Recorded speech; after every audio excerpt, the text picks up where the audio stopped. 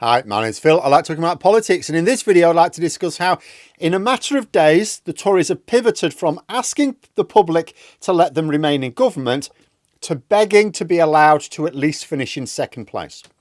I've never seen anything like this. David Alan Green, the noted expert on constitutional law, says that constitutional law should not be exciting. He's been saying this for a few years now. It will be interesting to some, yes, but exciting, that's a bad thing. It could be argued that politics shouldn't be quite this exciting either. It's 18 days since Rishi Sunak announced the general election, almost exactly to the minute when this video is published. At the time of publication, there will be 25 days and 5 hours until the polls closed, and then it will be finished, bar the counting and results being announced. So we are still not halfway through the campaign. And yet Rishi Sunak is spending a second consecutive day in hiding from the media and his third in total. During an interview this morning, the Secretary of State for Work and Pensions, Mel Stride, was asked if Sunak would be leading his party into polling day. Stride said that he would and that there should be no question about that. Stride is at least right about the second part of his response. There should be no question about that. And yet there is. Yes, sometimes the media ask stupid questions. In teaching, we often say to students there are no stupid questions. This does not apply to political journalism. And yet this question, as stupid as it would be in any previous general election campaign, is actually the right question to ask right now. After all, Sunak is in hiding, or at least he's refusing to talk to journalists. Is it just for the weekend, or will his self-imposed media exile last into tomorrow as well? Is he only going to speak to the press again when it's time to launch what is expected to be an underwhelming manifesto on Tuesday? Can we be sure that his ego hasn't imploded and that he might genuinely just walk out on the entire project? I doubt it, because that would cause him problems later. Who would want to employ him or go into business with him if he cuts and runs at the first sign of difficulty? But can we rule it out? I talked about how on Friday, the Conservatives halted all paid-for advertising online. When it started up again, the change in tone was significant.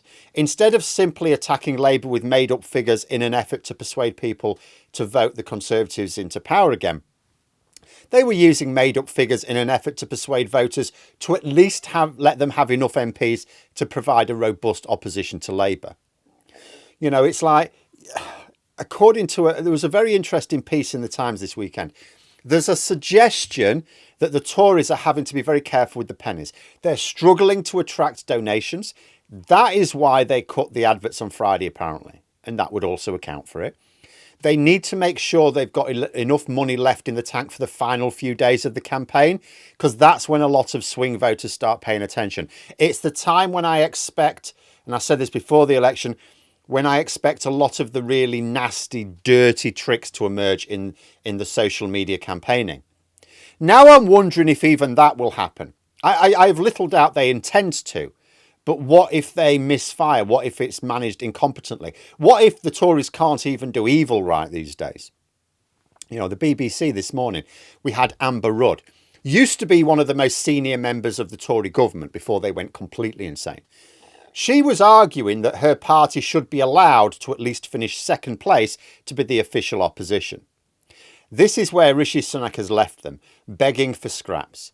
And it leaves us in uncharted territory, at least in my political memory. Being honest, we've known what the result was going to be in most elections in my lifetime. In 1992, there was genuine surprise on the part of many that the Conservatives won, though even the polling errors of that year did not point to a comfortable win for anyone. But every election since has not been a surprise. The closest we came to a surprise of any kind was Labour running the Conservatives so close in 2017. And even then, the polls were telling us this was happening as the campaign progressed. But if you didn't pay attention to polls, not everyone does, it would have come as a surprise after the Tories' strong showing in the local elections just a few months earlier. And yet, despite the near certainty of almost every result in my personal experience of general elections, the losing challenger has fought the campaign as if they had a chance of victory. In 1997, you would not have known that John Major thought he was going to lose. He campaigned for the win. He campaigned like he was going to win. And yet later it transpired that his wife had already moved out most of their stuff ahead of election day to save time later. He knew he was getting his arse handed to him, but his voters didn't unless they read the polls. But remember, at the time, people were understandably wary of the polls after 1992.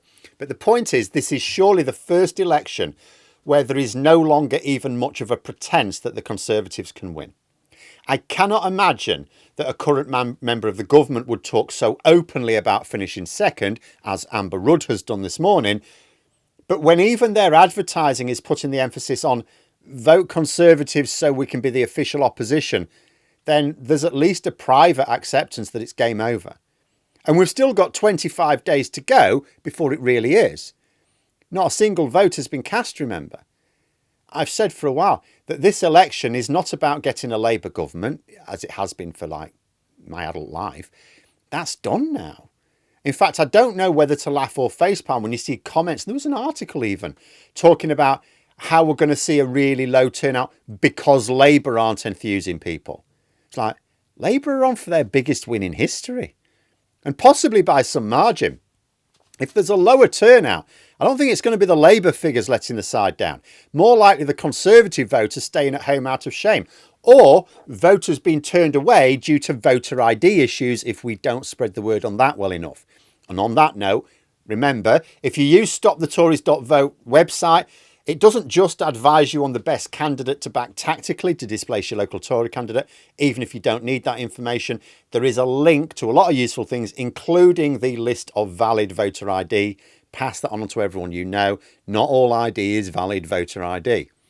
But this election, unique in my experience now, it's not about Labour winning anymore. It's about an extinction level event for the Conservative Party. Obliterating them will not be the end of our troubles with the far right. We've still got Farage and his crew to worry about if they take over the Tories, but that is a fight for later. The first step in sorting out politics, send the message the UK does not welcome fascism.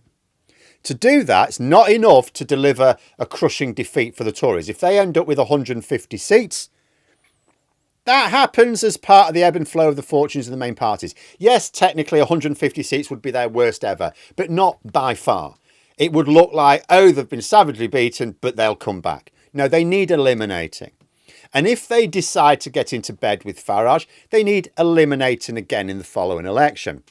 And as always, remember that site, stopthetories.vote. That has been set up to encourage voters who are willing, it's not everyone, to use their vote in the way which minimises Tory infection of the next Parliament, because that is what it is about. But the contest for the Tories now is literally, please don't let Reform UK get more votes than us, and please don't let the Lib Dems get more MPs than us. This is the most successful political party in British history and one of the most successful in the world. It's incredible to see where they are now.